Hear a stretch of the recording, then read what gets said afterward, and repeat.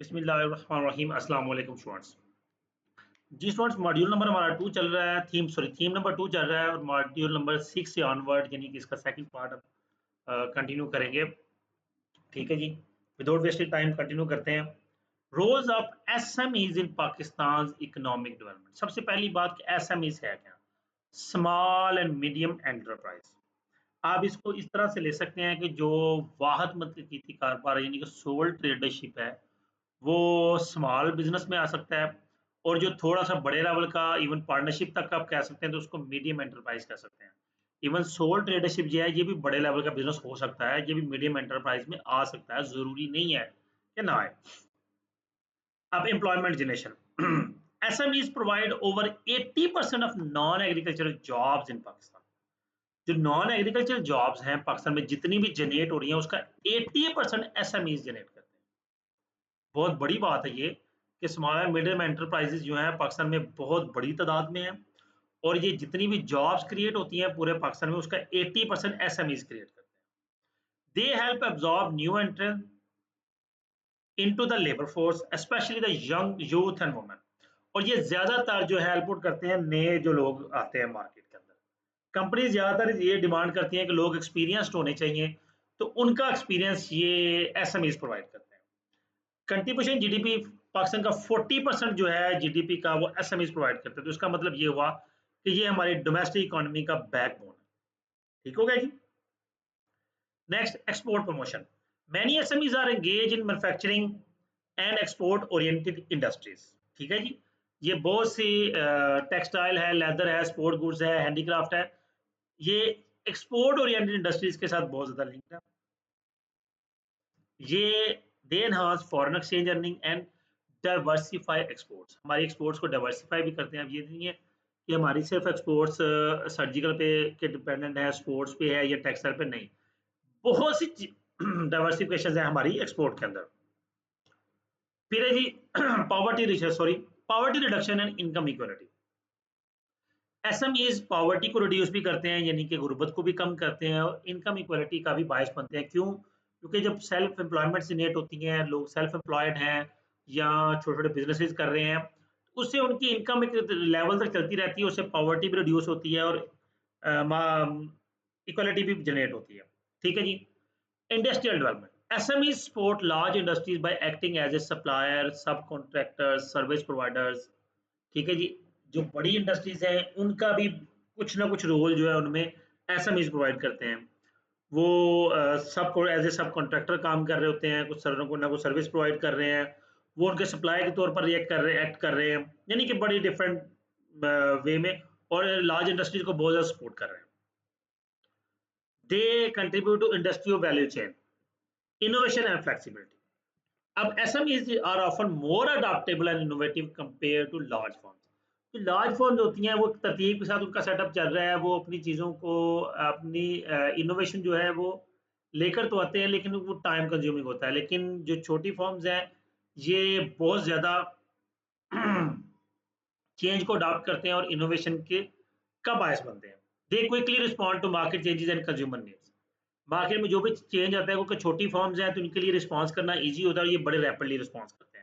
As compare to larger firms उनके लिए response करना थोड़ा सा टाइम कंज्यूमिंग होता है। Promoting regional development. SMEs create sorry SMEs problem है थोड़ी सी। ठीक है, क्योंकि मौसम चेंज हो रहा है इस वजह से। चले खैर, इसी वजह से लेक्चर भी मैंने लेट रिकॉर्ड किया है। ठीक है, पहला पिछला लेक्चर काफ़ी पहले रिकॉर्ड कर लिया था लेकिन सेकंड लेक्चर में टाइम लग गया। Promoting regional development. SMEs create jobs and income opportunities outside major cities, reducing urban migration. अब मेजर सिटी से बाहर भी यानी कि उनके कंट्रीज के करीब यानी कि रूरल एरियाज के करीब भी ये बिजनेसेस डेवलप कर रहे हैं। उससे क्या होता है कि मेजर सिटीज़ में माइग्रेशन जो है वो रुक जाती है और फिर छोटे सिटीज़ में जो कि ये जॉब जनरेट होती हैं तो फिर बड़े सिटीज़ में लोगों का आना रुक जाता है, जिससे इकोनॉमिक डेवलपमेंट जो है वो बैलेंस रहती है। और ultimately encourage entrepreneurship, serve as a training ground for entrepreneurs, foster culture of self reliance, business initiative। अब छोटे छोटे बिजनेस हैं, लोग खुद अपना बिजनेस स्टार्ट कर लेते हैं। ठीक है, जिसके बाद कोई नया आइडिया है वो या तो किसी के साथ पैचअप कर लेता है या अपना ही सेटअप स्टार्ट कर लेता है। मॉड्यूल नंबर 7 है जी, current challenges of SMEs. SMEs के करंट चैलेंजेस में क्या है? Lack of financing and access to credit. Financing कम है इनके पास, ठीक है, लोन की अवेलेबिलिटी इतनी आसान नहीं है। इंफ्रास्ट्रक्चर, जाहिर सी बात है, जब कैपिटल कम है तो इंफ्रास्ट्रक्चर पुअर है, टेक्नोलॉजी पुअर यूज करते हैं, पुरानी टेक्नोलॉजी यूज कर रहे हैं। रेगुलेटरी बर्डन है, कम्प्लेक्स टैक्सेशन के मामला काफ़ी कम्प्लेक्स हैं, पर्सन हायर करने पड़ते हैं, अपनी कॉस्ट ज़्यादा हो जाती है। Limited to access to international markets में इनकी एक्सेस बहुत कम है, ठीक है। यही समझ लें किसी एक कंपनी के पास कोई एक आध सप्लायर, वो एक आध क्लाइंट मौजूद है बस, और उसी के साथ वो अपना रूटीन सेटअप चला रहा है। लो प्रोडक्टिविटी एंड स्किल्स गैप, और अल्टीमेटली जब इन फाइनेंसिंग कम है तो स्किल गैप भी मौजूद है, यानी कि high skill peoples larger salary demand करते हैं और ये इनके लिए पॉसिबल नहीं होता। उसके बाद कॉजेज ऑफ बिजनेस फेलियर। अब ये एसएमईज का फेलियर का cause, lack of planning, proper planning नहीं होती क्योंकि वेल प्लान्ड और टैलेंटेड लोग इनके पास नहीं है। लिमिटेड एक्सेस, फाइनेंस कम है, मैनेजमेंट पुअर है, बाकी स्ट्रेटजीज वीक हैं, और टैक्स बर्डन ज़्यादा है।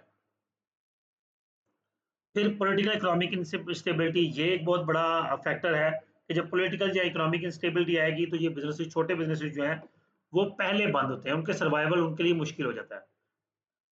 और लो फाइनेंसिंग की वजह से इंफ्रास्ट्रक्चर पुअर होता है, और पुअर इंफ्रास्ट्रक्चर भी इनके फेलियर का बायस बनता है। कोई इनोवेशन नहीं है, इनएडिक्वेट रिकॉर्ड कीपिंग, प्रॉपर रिकॉर्ड नहीं है, ठीक है, पैसा कहाँ से आ रहा है, कहाँ लग रहा है, कोई इसका प्रॉपर रिकॉर्ड नहीं है। लीगल फ्रेमवर्क प्रॉपर नहीं है, जिसकी वजह से कई तरह की इनको नोटिस और पेनल्टीज वगैरह फेस करनी पड़ती है। मॉड्यूल नंबर 8 है जी, द होली प्रॉफिट हजरत Muhammad peace be upon him as an entrepreneur. He is also entrepreneur. Prophet Muhammad peace be upon him sallallahu alaihi wasallam is a powerful example of honest, ethical, visionary entrepreneur. बड़ी strong example है, जाहिर सी बात है उन्होंने business भी किया। नबी सल्लल्लाहु अलैहि वसल्लम की तो हर फील्ड में मिसाल मिलती है। Long before he became the prophet of Islam, his life as a trader and businessman provides timeless lessons in entrepreneurship. अब देखें हजरत खदीजा का जो मामला था, जिसमें उनका जो गुलाम था वो नबी के साथ गया तजारत के घर से, और उसने आके जो बातें बताई। अब नबी वसल्लम ने हर सामान का नुक्स बता के वो बेचा, उसके बावजूद मुनाफा ज़्यादा हुआ, बरकत ज़्यादा हुई, ठीक है। तो ये सारी चीज़ें क्या है, दिस इज द, वो एक ट्रेडर थे, एक एंटरप्रेन्योर थे, उन्हें पता था कि मैं इस काम कैसे करना है, क्या करना है, किस तरह से करना है, किस तरह से उसको प्रोसीड करना है। Early business life, before receiving profit Mohammad peace में work as a merchant and trader, ठीक है। वो तजारत ताजर के तौर पर उन्होंने काम किया, किसी के अंडर भी किया, अपना भी किया। He manage and expand trade caravans across Mecca, Syria, Yemen, beyond, ठीक है। यानी कि कारवान, सॉरी कारवान है ये, कारवान जो तजारती काफिले थे उनको मक्का, मक्का से बाहर सीरिया, यमन और इनसे भी आगे जो है उनको एक्सपैंड किया। He successfully ran business operations on behalf of Khadija. ये मैं मिसाल में आपको दे चुका हूँ। उसके बाद entrepreneurial traits of holy prophet Mohammad peace be upon him. सबसे पहली चीज उनकी सच्चाई, ट्रस्टवर्दीनेस, ठीक है। उनको खिताब मिला अल अमीन का for his honesty in trade. People trusted him with their wealth, goods and business affairs. लोग आपको सामानते रखवाते थे, आपसे तजारत करने को, यानी कि उन्हें पता था कि ये ऑनेस्ट पर्सन है तो वो तजारत करना चाहते थे। एक्सेलेंट कम्युनिकेशन, एक अच्छे निगोशिएटर, एक अच्छे पोलाइट पर्सन, ठीक है, और अच्छी कम्युनिकेशन स्किल्स थी, स्ट्रॉन्ग रिलेशनशिप डेवलप करते थे with partners, clients and competitors. उसके बाद एथिकल कंडक्ट, नेवर चीटेड और लाइड ऑन बिजनेस। बिजनेस में कोई चीटिंग नहीं की, कोई झूठ नहीं बोला, कोई ऑनेस्ट प्रैक्टिस नहीं, कोई फ्रॉड नहीं, कोई कुछ नहीं। हाँ, हार्ड वर्किंग, स्ट्रेटजीज अच्छी थी, हार्ड वर्क थे।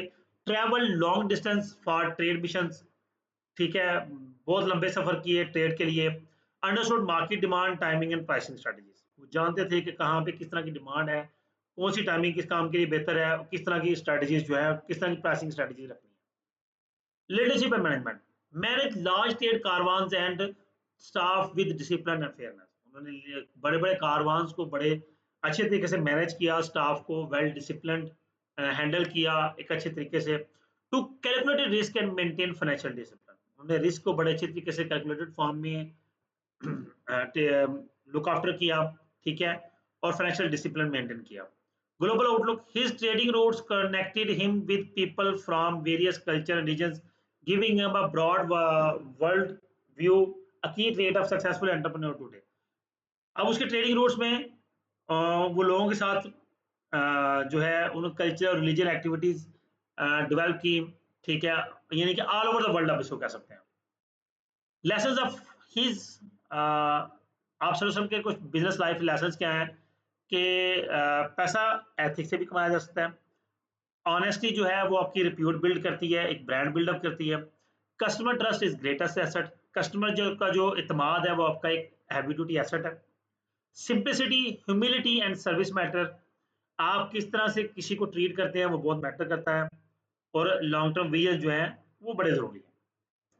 मॉड्यूल नंबर 9 है ये कॉन्सेप्ट ऑफ बिजनेस एथिक्स, और यहीं से हम बिजनेस एथिक्स की बात कर लेते हैं।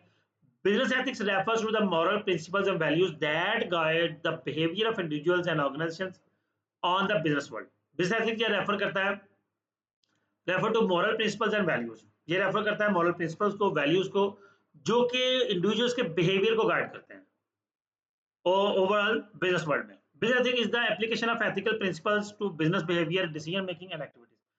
Business ethics is the application of ethical principles, ये एप्लीकेशन है एथिकल प्रिंसिपल्स की, ठीक है। बिजनेस एथिक्स क्या है, बिहेवियर की, डिसीजन मेकिंग एक्टिविटीज की, ये बिजनेस एथिक्स में ये सारी चीजें मौजूद है। आप ये डिसाइड करते हैं क्या चीज सही है, क्या गलत है, कौन सी चीज फेयर है, कौन सी अनफेयर है, कौन सी जस्टिफाइबल है, कौन सी अनजस्टिफाइबल है, ठीक है। Core principles of business ethics, आपकी बिजनेस एथिक्स से कोर प्रिंसिपल में बात कर ले, सबसे पहली चीज आती है ऑनेस्टी। ऑनेस्टी, टेलिंग ट्रुथ, ठीक है, सच्चाई। अपने कॉन्ट्रैक्ट में, डीलिंग में, एडवर्टाइजमेंट में हमेशा सच बयान करो। Integrity, acting consistently with moral values and even when it's difficult, आप कंसिस्टेंट रहे अपने मॉरल वैल्यूज के हवाले से। ये ना हो कि आपका डिफिकल्ट टाइम आए तो अपने मेरे मॉरल वैल्यूज छोड़ दें, आप ऐसा नहीं, आप इंटेग्रिटी पे रहें। Fairness, trusting customers, employees, competitors justly, यानी कि कस्टमर के साथ, एम्प्लॉयज के साथ, कंपेटिटर के साथ एक मुतवाजन मामला को मैनेज करना। फिर accountability, taking responsibility for actions and their consequences, जो आप काम करते हैं उसकी रिस्पॉन्सिबिलिटी लें और फिर उनके कॉन्सिक्वेंसेस को भी फेस करें। Respect, valuing people rights, dignity and privacy, लोगों के राइट्स को, उनकी डिग्निटी को, उनकी प्राइवेसी को वैल्यू करें, ये रिस्पेक्ट की जाती है। ट्रांसपेरेंसी क्या है कि हर चीज क्लियर हो, ट्रुथफुल हो, हर चीज, हर इंफॉर्मेशन क्लैरिफाई हो। Loyalty, being faithful with stakeholders, clients and employees, हर एक के साथ, आपके क्लाइंट्स हैं, आपके एम्प्लॉयज हैं, आपके स्टेक होल्डर्स हैं, आपके स्टॉक होल्डर्स हैं, आपके मालिकान हैं, सबके साथ लॉयल रहे। इंपॉर्टेंस ऑफ बिजनेस एथिक्स में आ गया ट्रस्ट, ब्रांड रेपुटेशन। आप देखें, आप trust, build trust with customers, improve brand reputation and loyalty, reduce legal problems, ये बिजनेस एथिक्स जो है इसकी इंपॉर्टेंस है। एग्जाम्पल इन दिस सिचुएशन बात करेंगे, ये not using false advertising to trick customers, customers को क्रैप करने के लिए फॉल्स एडवर्टाइजिंग ना करें। एम्प्लॉयज को प्रॉपर वेज, जो उनकी फेयर वेजेस बनती है वो पे करें। अवॉइडिंग ब्राइब्स और करप्शन, ठीक है, लोग धोखाधड़ी से अवॉइड करें। Respecting labour laws and environmental regulations, जो एनवायरमेंटल रेगुलेशंस हैं, लेबर लॉज है, उनकी रिस्पेक्ट करें, उनको फॉलो करें, उनको इम्प्लीमेंट करें। जी नेक्स्ट मॉड्यूल नंबर 10 है, ये आखिरी मॉड्यूल है जी हमारा इस थीम का, Holi Quran on trade and business. आप कुछ थोड़ी सी ये आयात के हवाले से है, ठीक है। Give full measure and weight with justice, do not defraud people of their goods। खैर ये आयात वगैरह तो कोई नहीं आएंगी, ठीक है। ये जो एक दो टर्म्स हैं ये जरूर पढ़ेंगे हम। सेइंग होली प्रॉफिट हजरत Muhammad peace be upon him सल्लल्लाहु अलैहि वसल्लम on business trade, a sale is a sale only if it is done with mutual consent. Sale तब सेल है जब दोनों पार्टीज राजी हैं। सुनने इब्न माजा में ये हदीस है जी। whoever hoards is a sinner, ठीक है जी, जो धोखाधड़ी करता है। अब खैर जी थोड़े से मेरे माइंड से निकल गया इसका, आप लोग खुद इसका मीनिंग देख लीजिएगा। He who cheats is not one of us, जो धोखा देता है वो हम में से नहीं है। पे the worker his wages before his sweat, पसीना खुश्क होने से पहले उसकी मजदूर की मजदूरी दे दी जाए।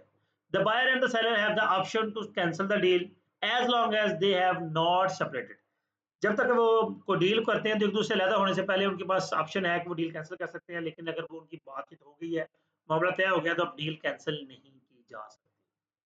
जी स्टूडेंट्स, ये आपका थीम नंबर 2 था। उम्मीद करता हूँ आपके लिए अंडरस्टैंडिंग होगा। वीडियो को लाइक कीजिएगा, कमेंट कीजिएगा, अपना ख्याल रखिएगा। अल्लाह हाफिज।